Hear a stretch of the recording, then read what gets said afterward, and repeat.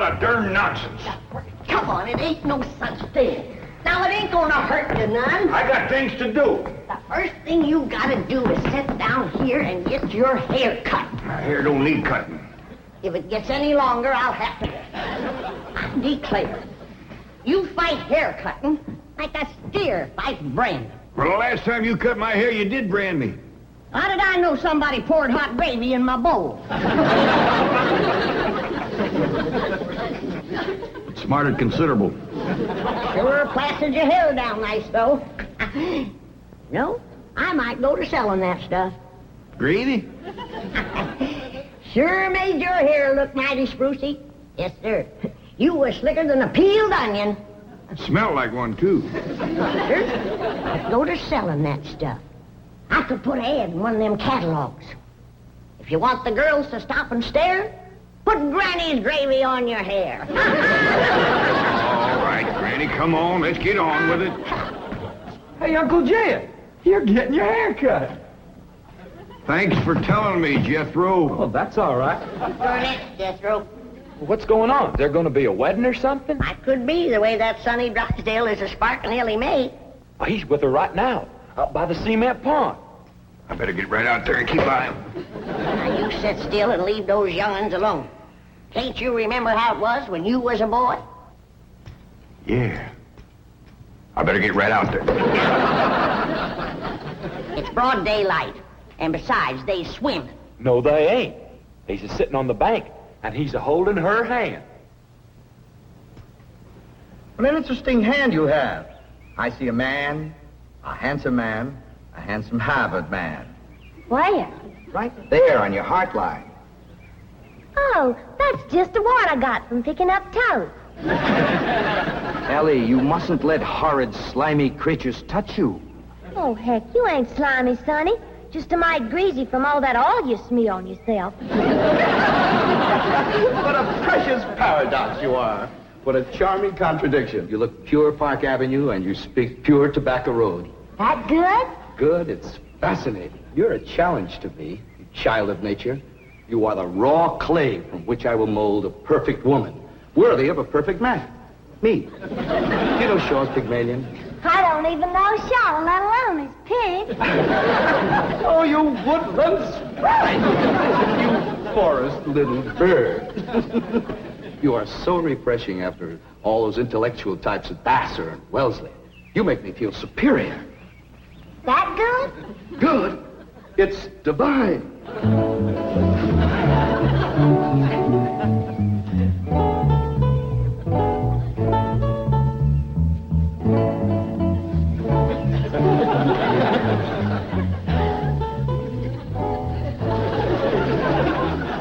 I am Caesar, and you are a fair-skinned captive, a barbarian slave.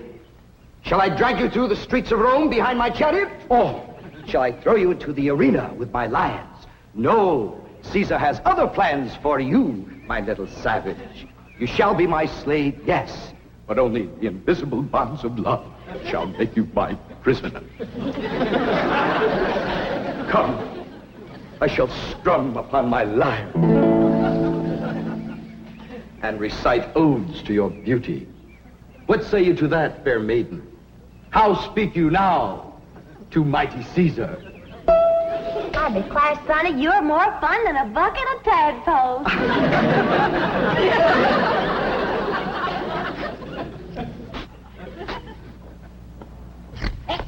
Sit still, I'm liable to lop off a ear. Well, doggone it, Granny, hurry up. I gotta get out there and keep an eye on Sonny and Elly. You want me to go out and see what they's up to, Uncle Jed? Now, you just sit still, the both of you. I expect Elly May to get a husband if you don't let the boy spark her. Well, Elly ain't never been learned about such things. Jed, sparking is like breathing. You don't learn to do it. Somebody slaps you and you go at it. Boy slaps. Now, I declare you're wiggling worse than a worm in a bait bucket. You want your daughter to be an old maid? Of course not. Next year she'll be too old to get a husband. She's almost 18. Ain't that old? Sure is. She done waited too long, Uncle Jed. When no boy wants to marry up with a middle-aged woman. Elly May can get herself a husband anytime she wants to. Why, she's the prettiest and... Now, don't get your old feathers riled up, you old rooster, you. Elly May'll be all right if you just leave her alone. Well, I ain't sure Sonny Drysdale's good enough for her.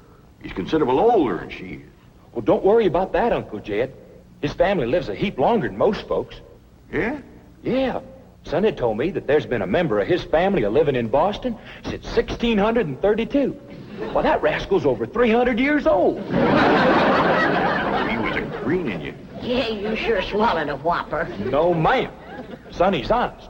Why, he's so honest, he has to have somebody do his lying for him. Do his lying for him? Yes, sir. Why, I heard him call through the heads to Elly. He says, I'm coming over to serenade you, and I'm gonna bring my liar. Henning, Vidi, Vici. The world lies conquered at my feet. And yet, I tremble at the nearness of this flaxen-haired barbarian. Could it be that the invincible Caesar is about to be vanquished? Not by the spears and arrows of the Gallic tribes, but by Cupid's dart? Yes, fair maiden, you have done what your fierce kinsman could not. You have brought mighty Caesar to his knees.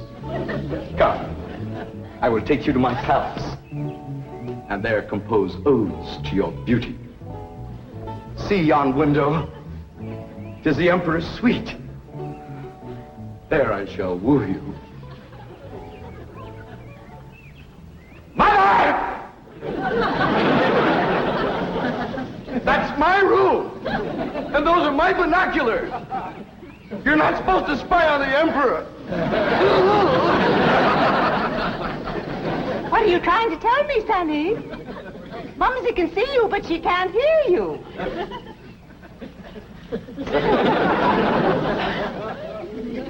Yes, darling, Mumsy is watching. You look magnificent, like Apollo, the god of manly youth and beauty, the god of poetry and music. Look out! You're getting near the water. Be careful. Wait! Mommy will get your inner tube. Come, fair maiden, and I shall sing of your golden tresses and your azure eyes and your skin of alabaster and your other charms that set me aflame. You mean you're really burning? Yes, dear one, and only you can put out the fire. Okay.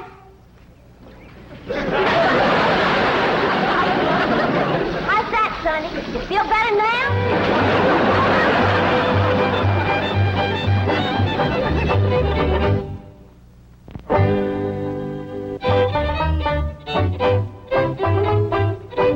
All right, Jethro, you're next.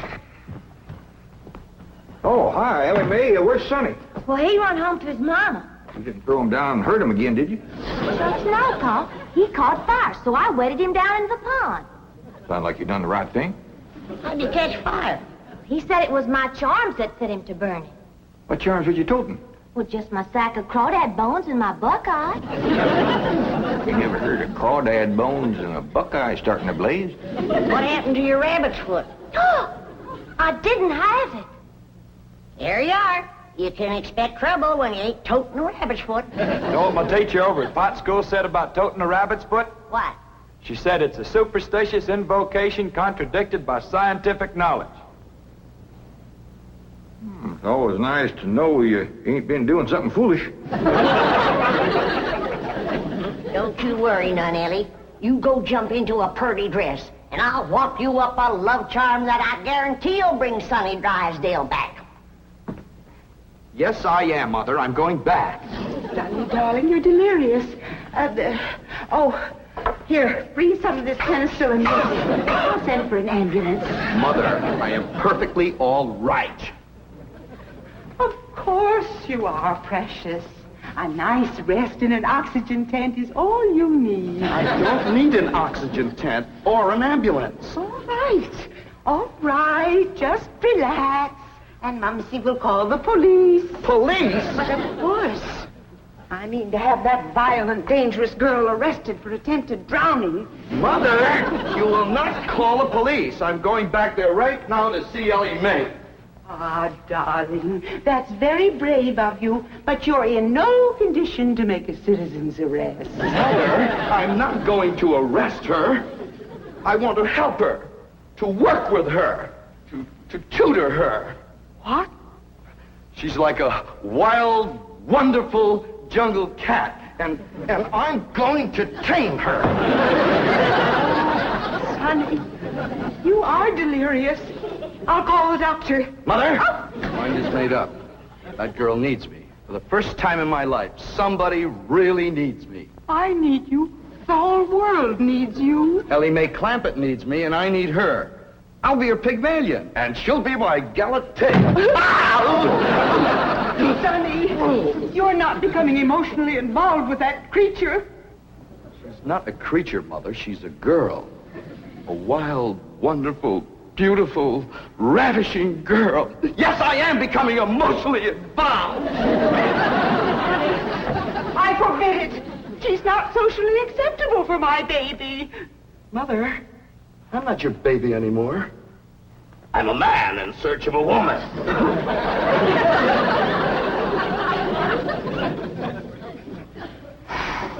Where did he learn that language?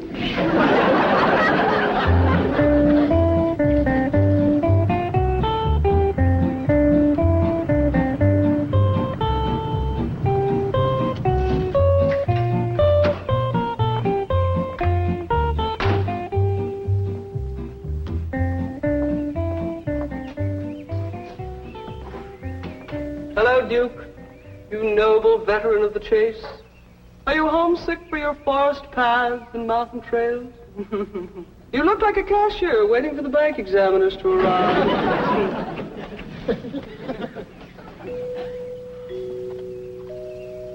You know, if you were a cashier, you could hide $1 million in here.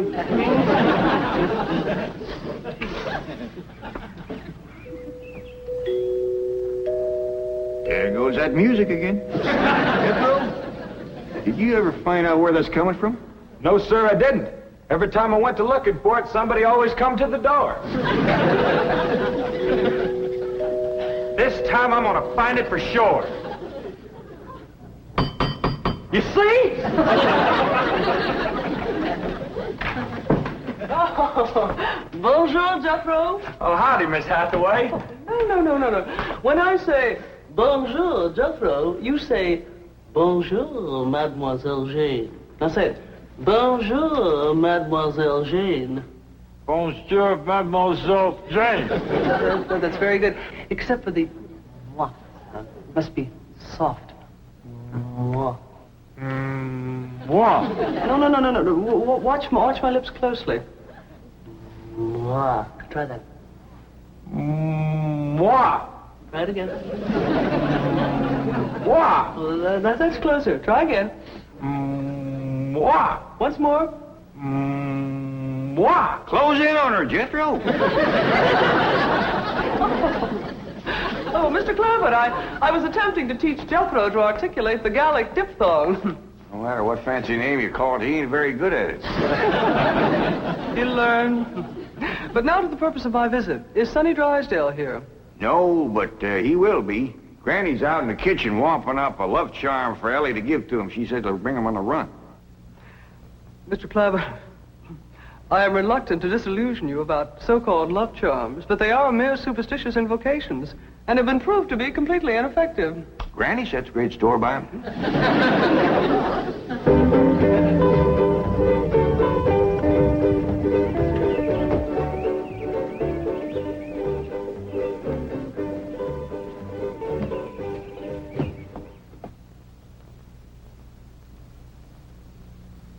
Here you are, Elly.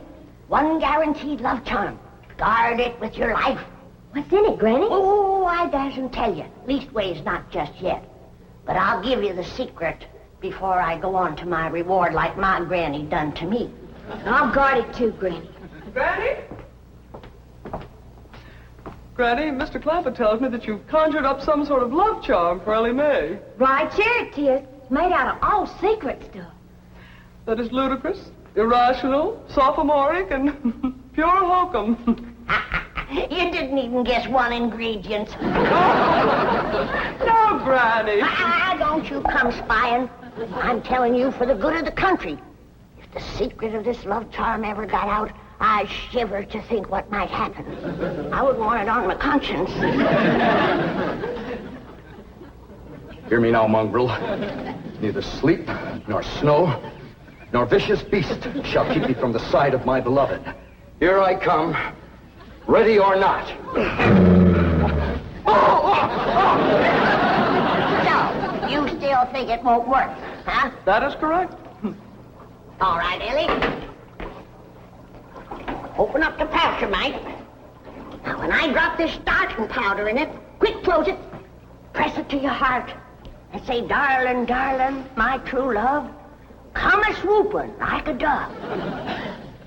Darling, darling, my true love, come a-swooping like a dove. This is Elly! Elly! I have flown to your side in spite of all danger. What fate, what power have I to thank for giving wings to my feet? That little old charm maker, me.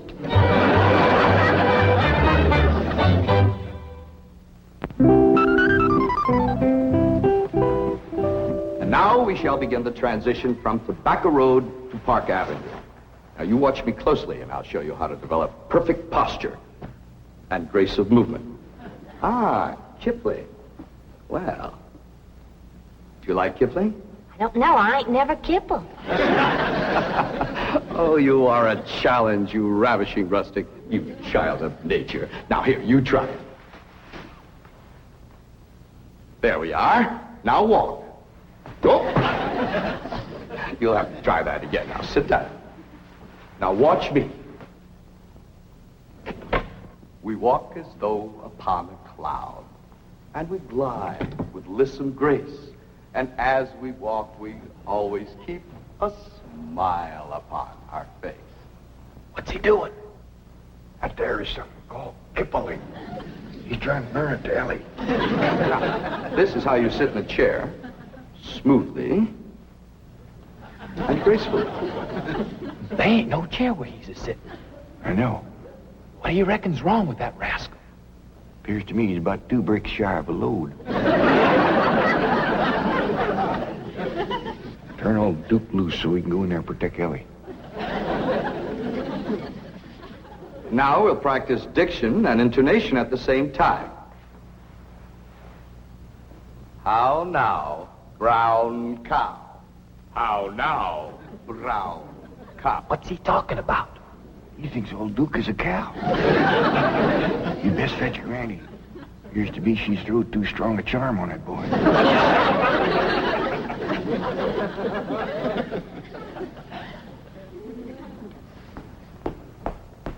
There you are. One guaranteed charmer. Now, you hold the bag while I sift in the starter. I know this is all a lot of absolutely ridiculous nonsense. Please hurry. Darling, darling, my true love, come a-swooping like a dove. I better open this door before he busts it in. Miss Jane! Here he is! Granny's love charm is too strong. Don't fight it! It's bigger than both of us. Circled on me. Granny, come quick. The love charm you throwed on Sonny Drysdale was too strong for him. Thank you, Granny! How now, brown cow? How now, brown cow?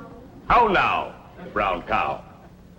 How now, brown cow? How's it going, Uncle Jed? Bad. Now he's got Elly believing old Duke is a cow. Break the charm, Granny? I reckon so. I'll sprinkle him with some let-go powder. While you're at it, will you sprinkle some on Miss Jane? She's shutting off the blood to my arm. How now, brown cow? Secret powder white as snow. Make the charm of love let go. What did you do? The spell is broken. Now please, everybody listen to me. I must have complete quiet and concentration if I am to transform this bucolic beauty into a sophisticated debutante. Now, I have studied drama at Yale, Harvard, Princeton, and Dartmouth, and I am probably the only living man who can accomplish this difficult cultural metamorphosis in the brief time available. Now, everybody please go while I transfuse into this simple, untutored mind the charm, the polish, the splendor that is sunny Drysdale.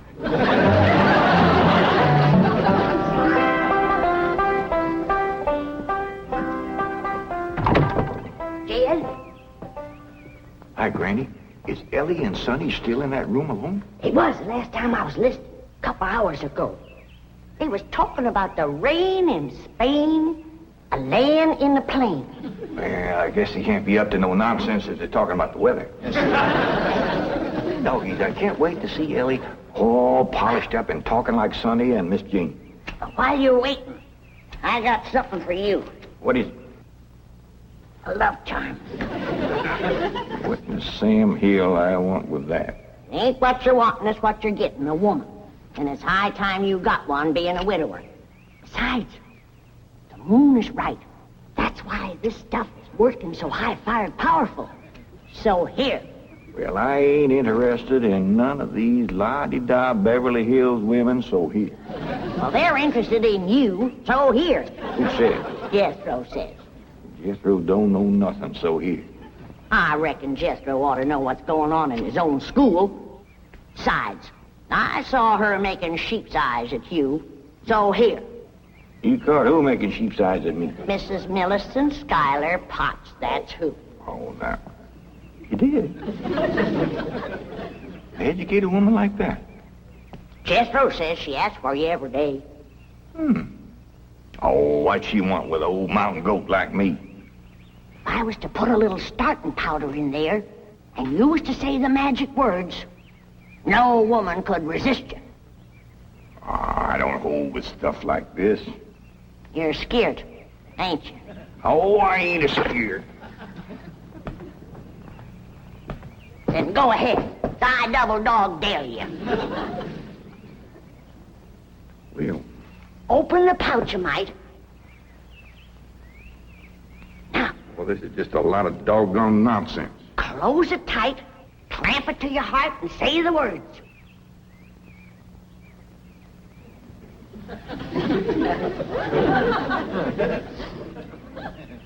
Darling, darling, my true love come a-swooping like a dove. Where is he? Where's my dog? It's Mrs. Drysdale.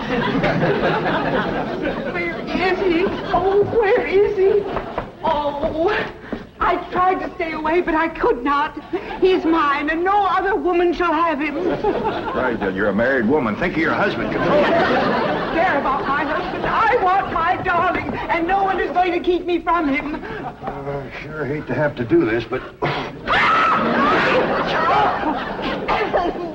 Sonny, where are you, Sonny? He's inside with Elly Mae. Now, if you just calm yourself down, I'll go and get him. Thanks for coming, Miss Drysdale. Howdy, Ma. Was you a-hollering for me?